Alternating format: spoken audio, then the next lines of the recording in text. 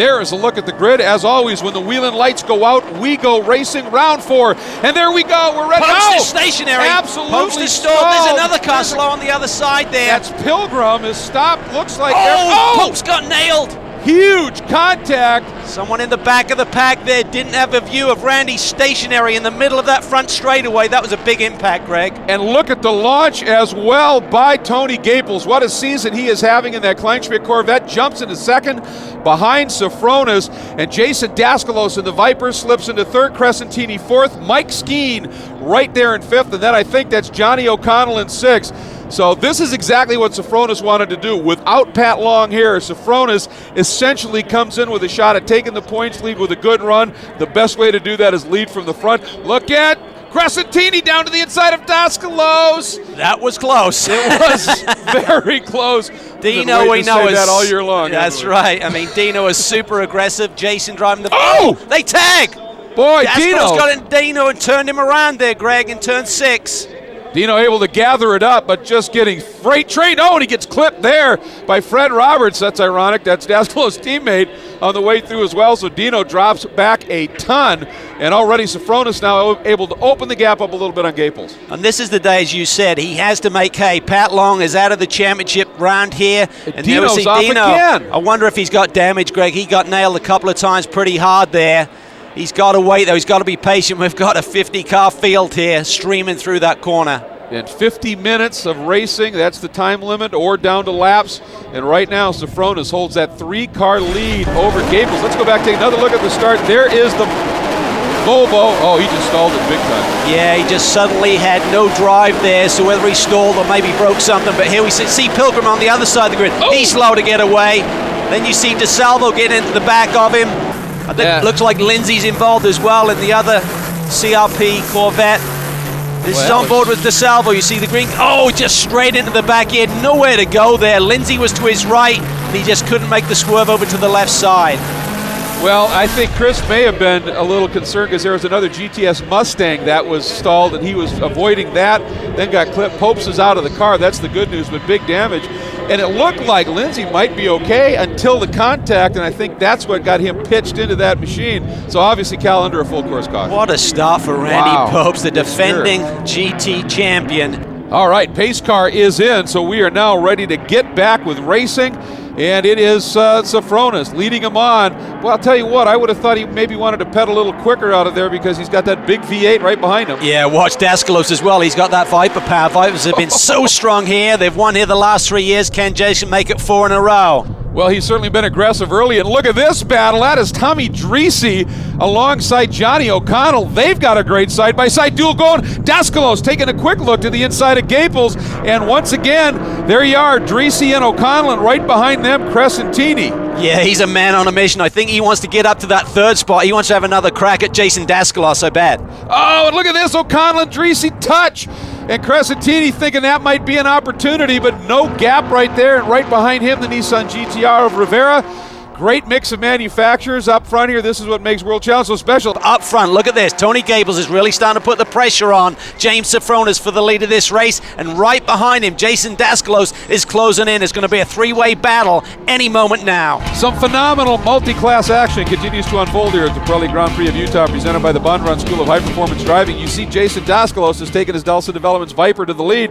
And the reason is they came up on the battle for the lead in the touring cars. And the Viper maybe a little bit better in traffic with more grunt than the Porsche. Cal, let's go back and take a look at that moment. Well, it's all about momentum there, and there you see James Sofronis held up just a little bit, and it was enough for Jason to make that power move down to the inside and held it nicely for the turn into the next corner. Boy, he just threw that Viper in deep on the nose on those brakes. That's usually Porsche territory, but he got a great run here. And now he leads and has been able to draw away just a little bit. That was a look at that pass. We're on board with Dino Crescentini, and Dino heading into pit lane. And remember, he got into that shoving match with Daskalos, and maybe something finally let go in that car. We saw a couple of spins. so he is just limping his way down into pit lane. Meanwhile, here is Ron Zitza, a great run in the opening rounds at St. Pete. Looked like he had a shot at the win in Long Beach, got taken out in a start line incident, and right behind him is a very hungry Aaron Povaledo in that Volvo. Boy, K-Pax has brought that program along in a hurry. Wow, they're really starting to show their stuff now. They are very confident at Long Beach. Spoke to Aaron and Rob Holland there, and they said, you know what, this car is going to be strong. Give us till mid-season, we'll start to look at podium finishes and maybe a win. Maybe that day will come today. Look at Aaron Povaledo, he's closing in on Zitza right now. Car is really hooked up. The guy's a maniac. He was a maniac in Long Beach. He was a maniac. Now this just confirms it, you know. Wow, eavesdropping there, and Dino not happy with that contact with Daskalos. Well, it was, I'd say it was 50-50. I mean, Dino didn't give him a lot of room. Jason was being super aggressive. I think on the opening lap, just to reiterate, you got to give each other a bit of racing room there through those corners. Well, and there's Daskalos just continuing his march through the pack, bringing Sofronis with him, and that is the lead. But now, let's get back to that incident with Dino and Jason. We were eavesdropping with Dino down in pit lane, but now I think we've got an opportunity to actually get an official word with him. Let's check in. We got Daskalos is being a complete asshole. Sorry to say that on TV, so I know this won't be recorded, but he's a danger to himself and everyone else there on the track. He's ramming everybody. He's very fast this weekend, no question about it, but he doesn't need to ram everybody, especially when there's nowhere to go, and I'm going to go protest him now, actually. So there was contact between your car and his on his way to the lead? Yeah, of course, that's why my bumper's coming off the car, so it came off the car, because he hit me from behind, I mean, and apparently he hit my teammate as well, so he's going to get protested. Well, Dino obviously pretty hot, but of course there's two sides of the story. We'll try and find out to get a word from Jason Daskalos at the nearest opportunity. Meanwhile, we're on board with Jason, who's having himself one solid run right now up front. Meanwhile, there's a look at Scott Bove, and he is about to be swarmed by Tommy Dreese in that X-Men First Class Porsche. It's one of the Global Motorsports Group cars, and right behind him is Fred Roberts having a solid run as well. As they swing through, get around Scott, and Tommy and Fred continue their scrap at this point. Older Porsche and that Viper. And here is that GTS battle, and it is a good one. And Eric Foss, and look at Jordan Musser, Cal, from 13th now to 2nd. It's a remarkable drive by somebody with very little experience. Look at Povaledo taking a look down to the inside of Zitza. This is for the lead in touring cars, and Aaron Povaledo slips the Volvo underneath and through. Zitza going to try and make the counter move, Cal. Yeah, he will. You know, Black Rock hairpin is very inviting there for everyone to dive down the inside, and the guy's being overtaken does have a chance to really regroup. And now we're on board with Zitza there. You can see he's trying to have another go at Povaledo, who has the lead. This is just great action in the touring car class. And take a look here. This is Eric Foss, but right behind him is that orange Camaro, and he pops to the inside. Jordan Musser taking a run at Eric Foss. He's alongside Cal. He already has a nose ahead. Yeah, and slower traffic up ahead. He has to be careful, but Musser takes the lead in GTS. What a day for him. On debut in World Challenge, he has the lead in that Momentum Camaro. Fourth round of the Pirelli World Challenge Championships winding down here at the Pirelli Grand Prix of Utah, presented by Bob Bodnar on School of High Performance Driving. In fact, the white flag flies, and James Sofronis, I think, Cal, maybe saved a little something on those tires because he's closed it back up a smidge. Yeah, he's pretty savvy. He's also thinking about the big picture. Also, Pat Long not here, of course. He's running over at the Nürburgring in Germany with that Porsche hybrid. But he's not given up. He realized that there's ebb and flow to this final lap, and they've got to deal with some traffic up ahead. Maybe he can take advantage right there.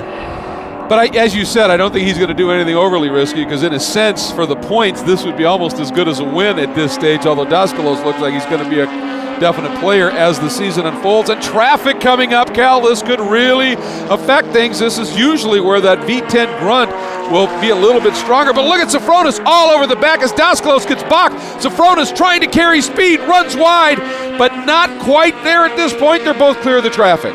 Yeah, and remember, Jason hasn't won since 2009 at Mosport, so this is pretty nervous time for him trying to complete this final lap. The last thing he wanted to see was all of this traffic right in front of him.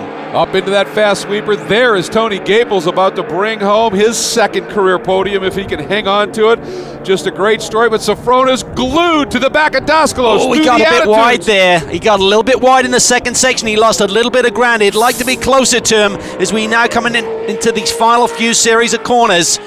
There's the Tuella turn. Now they head down into what's called Clubhouse, and again, Sofronis looking at that traffic in front going, please balk him somehow, and he's going to get hung up just a little bit. Into this final sequence of S's, and Daskalos just squirts to the inside.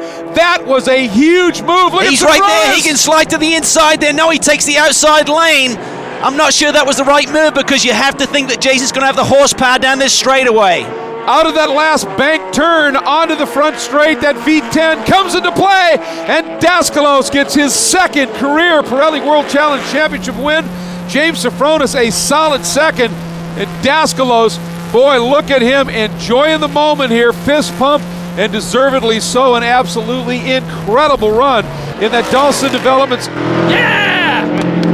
Nice driving, buddy, nice driving. Think they're pumped up or what? Boy, it was a look at Aaron Povaledo. He has been wanting to get into World Challenge for so many years, and he already brings home a win. Now we hop on board with Jordan Musser, his first ever really pro start at this level in World Challenge, and he brings it home with a great win. And there is Eric Foss. It was that close at the end, so Musser had to not only come through the pack but survive pressure.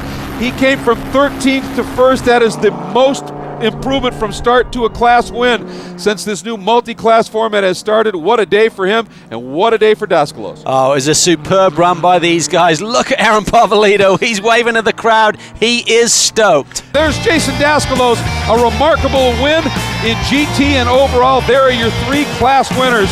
Absolutely phenomenal run here